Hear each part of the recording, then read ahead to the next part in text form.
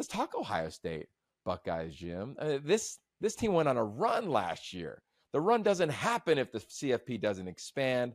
I'm curious, as you watched that thing unfold, and I was on the road tracking them at every stop for the most part, what was your purview and what is it now? And then I'll give you some of the detail that I gleaned from preparing for the spring game.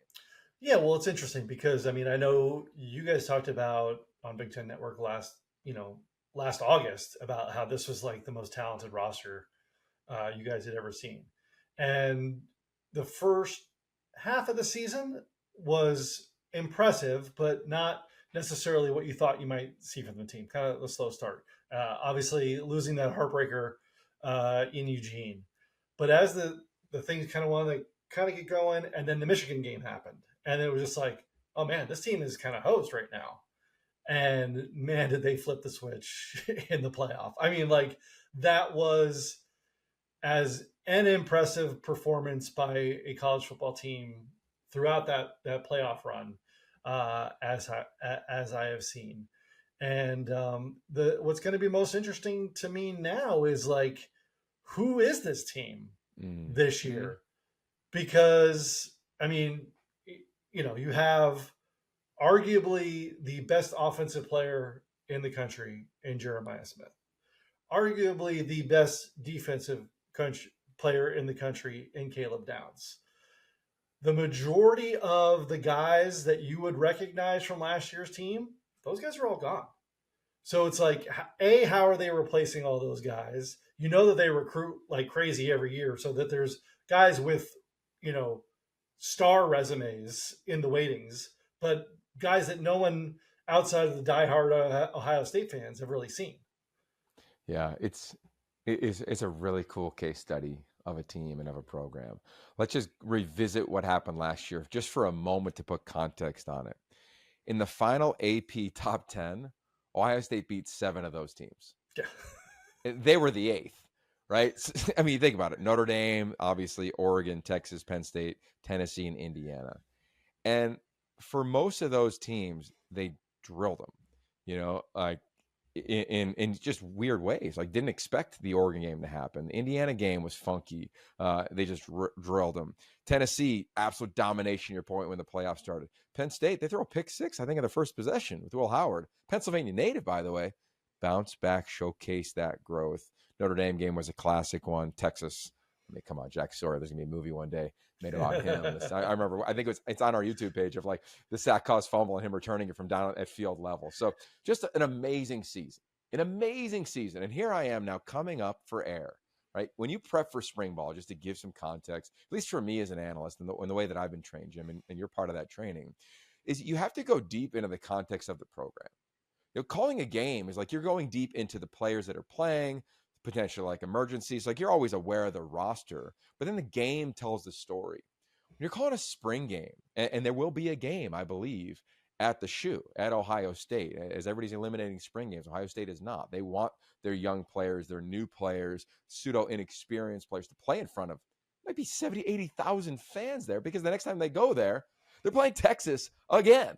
Right? Like, think about that. They played that one in January. Now they're going to run it back, this time in Columbus, Ohio. So they got to get guys ready, right? Performance anxiety, all the things that naturally happen and change when you're playing in front of a crowd. So I say all that of like last year was the most unique team. And I've said it on our Substack, ooption.com. Ohio State fans, if you missed it, we'll link it. I wrote that Ohio State was the best team I'd ever seen. And I comped it to the USC team, my first year that lost to Texas. You start going down roster spots, and it's a fun conversation. Because there's Reggie. Okay, I take Reggie over Quinshawn and Travion, right? Dwayne Jarrett. Would you take, Jeremiah Smith and Emeka Buka over that receiving core? I love the guys in LA, Steve Smith and company, but I might take those cats in Columbus. So it's just a fun conversation to have, because 2 just elite programs. But what was so unique, as you know, Jim, and Ohio State fans know, they all came back. Like, Ohio State's recruited at such a premier level forever that it was 3 years and out for pretty much everybody. And I think that's hard in this era. If you rewind the clock back to Michigan and UW in the national title game 2 years ago, they had just had, I say, over 30 fifth and sixth year seniors on both rosters. Like, college football has become a veteran man's game because of NIL, because of these collectives. So Ohio State players come on back and run it back. And They said it, others said it. It was a natty or bust mentality. And to me, when they lose to Michigan, all of a sudden the air comes out. They have this players only meeting with Ryan Day, and they march forward and they make that choice. And all of a sudden they start playing free and having fun. And all the things that were well documented by us at the Big Ten Network and pretty much anybody who covered college football last year. To that point, this year, while replacing 8 starters on defense, we're replacing those 2 backs, Will Howard. I mean, they have 15 players in the NFL Combine. They're not replacing them all with first or second year players. That's what is unique. I think when you look at Michigan coming off a national title 2 years ago, and they had to replace a ton, and you might have thought like, well, is that going to be Ohio State this year? Coming into my prep for spring football, I'm thinking maybe, but then you look under the hood and you're like, no, their D linemen are like seniors, other than a second-year player in Edric Houston. I'm looking at my boards here for the game. Kenyatta Jackson, senior. Caden McDonald, junior. Caden Curry, senior. CJ Hicks, senior. Like, they all played. They played 100, 200 snaps on special teams. Like, they've played a ton of football. So that, to me, is what makes this thing so unique on the defensive side of just the elite players, the Jack Sawyers. There's so many gifted players that crushed it last year in the playoff run, thrived in the combine. They're going to get drafted in less than a month now, but they've got vets replacing them. And I think that is just a telltale sign. In addition, they added Matt Patricia. Matt Patricia, Matt Patricia, formerly the New England Patriots, head coach at the Lions. He had a great YouTube series called Coach last year, he and Bill Belichick. He is now running the defense. He's the only real new guy on that defensive staff. But what do the Patriots always do well, Jim? Plug and play. They put the best 11 on the field, whether it was Lawyer or Malloy playing safety or linebacker or nickel, like whatever. Like, they found the best guys. And every single, I'd say 75% of the interviews coming into the spring game, when they talk about Matt Patricia, they talk about the plug and play element of get the best 11 on the field. And maybe it's a big nickel defender. Maybe it's a slender cover guy. Maybe it's a big safety down in the box. Maybe it's a deep safety. Like, it's going to force defenses not really know what personnel grouping you're in. So they've got the talent, they have the ability, and I think defensively they may not be as premier. They were number 1 defense in America last year in total defense, but I think as they grow and work, this is an elite roster. To me, it's a college football playoff caliber roster, no question. And that's what's crazy is, like, in this era of college football, to have so many guys like that stayed last year and are now are going off to the NFL, to have that many guys behind them stick around, like, that just doesn't happen. Like, nowadays, those guys are bouncing left and right to go, because you want to play, and you want to, because you want to play because you're going to get paid. So, like, you got to figure out a way to, like, make all that work. So I'm curious then, from your perspective, like, what do you think will be a bigger adjustment for this team? Will it be like the changing of the players, or the changing of the 2 coordinators? Yeah, I think this is a really unique question. As I prepared for this, right, last year, as I referenced, it was natty or bust. There was so much pressure. Now it's just normal pressure. Like, this is just what Ohio State is. Like, last year was so unique because all those guys came back. This year is just like what always is. Like, Ohio State never busts. Right. They're the Yankees. Like, that's right. They always, no matter what the name on the back of the jersey says, they are always the target of every school, of every other fan base. Like, they are the Yankees of college football. Bro, you look since like 2000. I think they had 1 year they were kind of down. It was the year Jim Tressel got fired, I believe. So you look at this thing. Alabama has had down years, right? SC, we tracked, has had down years. Like, Ohio State doesn't have down years. Like, this is just, it's just what the standard is there. I say that as I prepared, and you're watching all these videos, in Ohio State and their SID staff, they do a phenomenal job of content. I mean, it is like, you want to hear from players, like, it is awesome. Just learning how they see the game, how they see the craft. And I'm going to date myself here, but I still think this works. I am comping what Ryan Day has curated and built as the head coach there to what I was in the weeds of at USC under Pete Carroll. Why? Because the players all talk about competing against one another, together with one another. How if you don't bring it, this place isn't for you. How if you do start, you're an NFL draft pick, and the numbers back it up. Look at the last 8 years. Brian Hartline's been there as a wide receiver. He's now the play caller, to your point, of a new offensive coordinator, as Chip Kelly goes to our favorite team, the Raiders, in the NFL. Every player that's ever started for him at wide receiver, for the most part, has been drafted in the NFL. Like, it was that way at SC. We had 5 running backs in the cover of SI back in the day because they all knew the one who started or the two who led with carries were the two best backs in America. Like, that's what, to me, I'm gleaning from this culture. I really am. So I don't think it's either or of bigger adjustment, players, play callers, new faces. Like, I think this machine's going to continue on.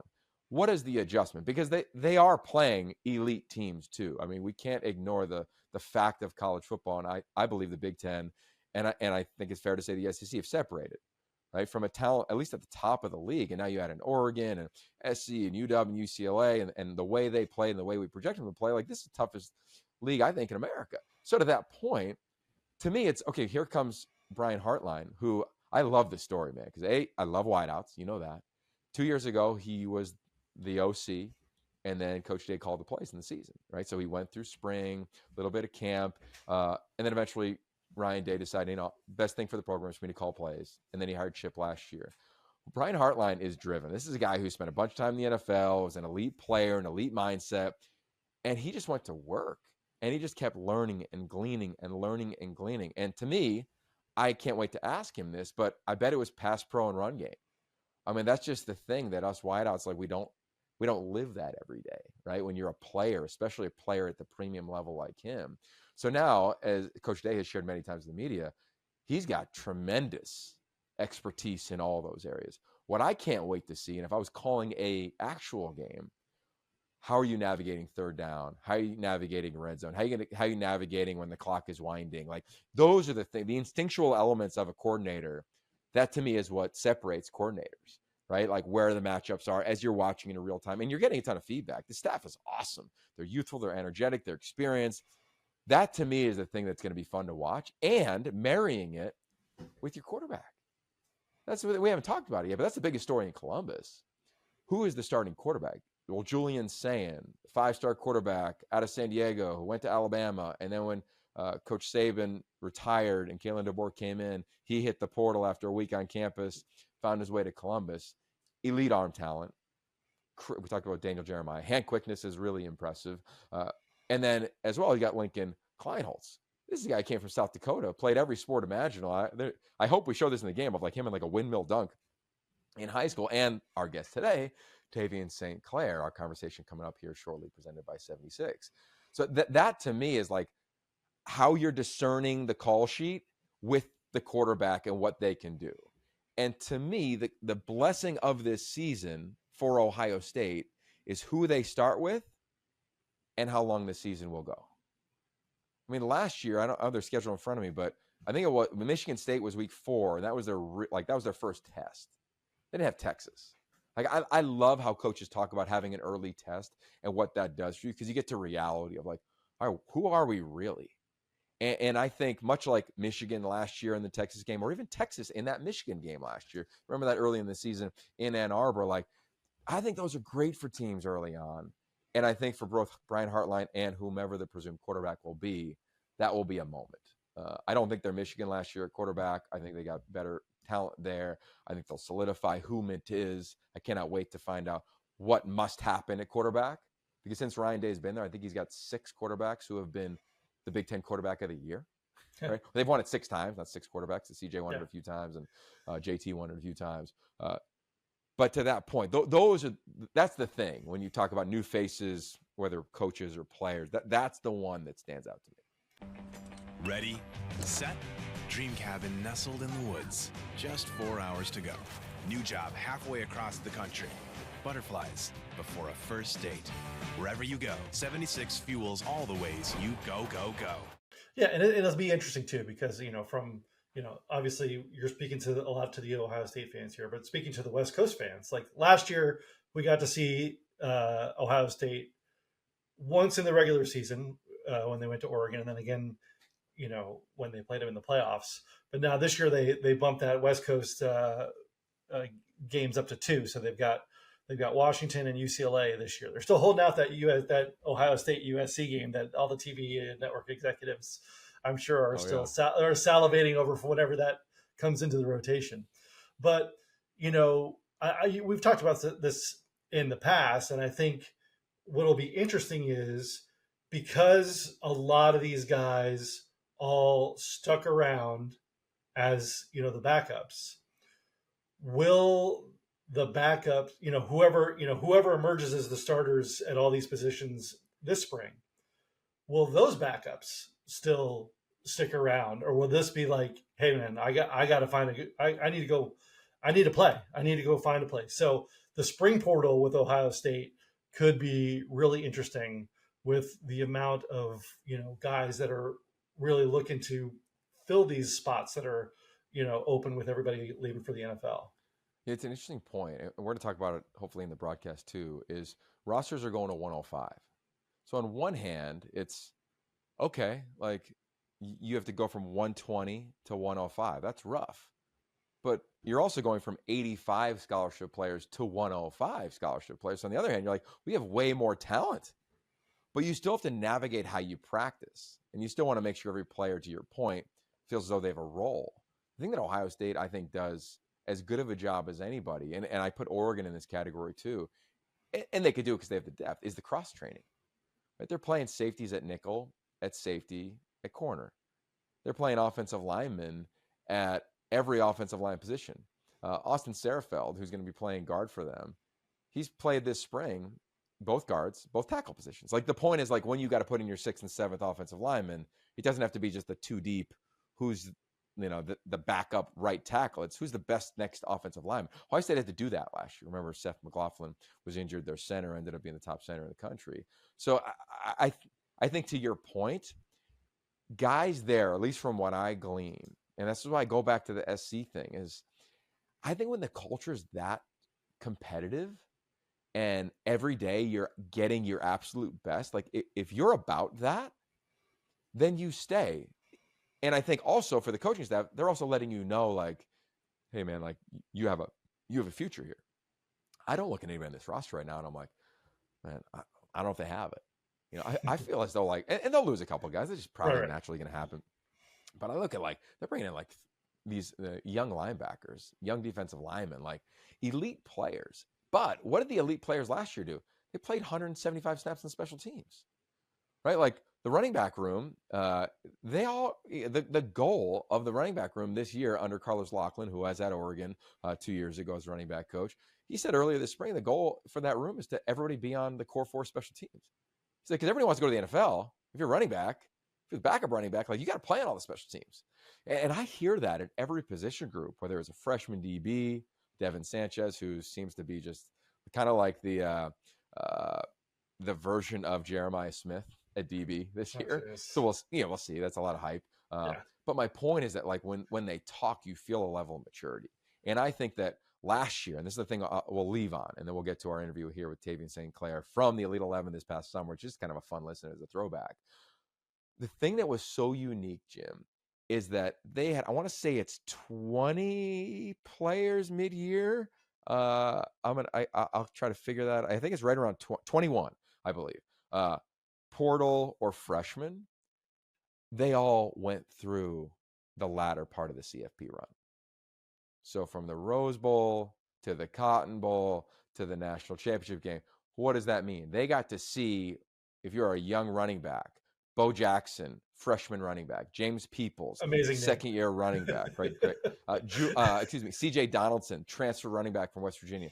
They got to watch how Travion Henderson prepared, how Quinshon Junkins prepared.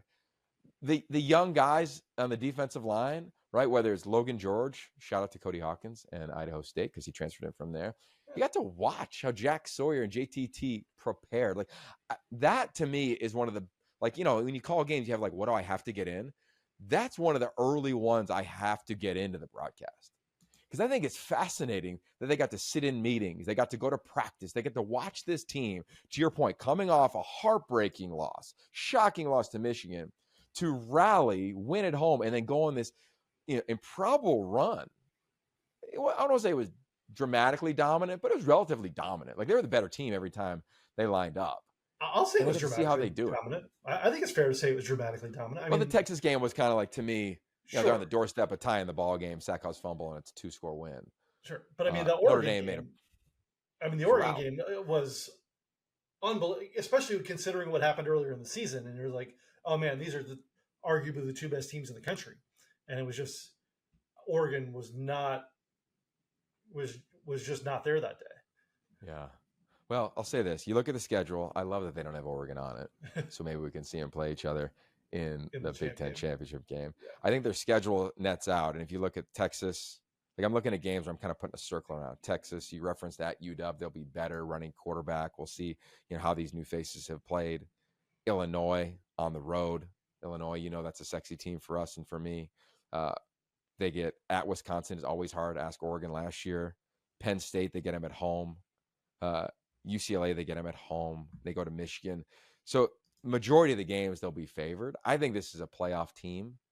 And I think the thing that's been missing around the whole narrative of Ohio State has replaced so much. Yes, it's an overhaul on defense. Yes, it's a new defensive coordinator. Yes, it's a new offensive coordinator. Yes. But you don't have first or second year players replacing everybody.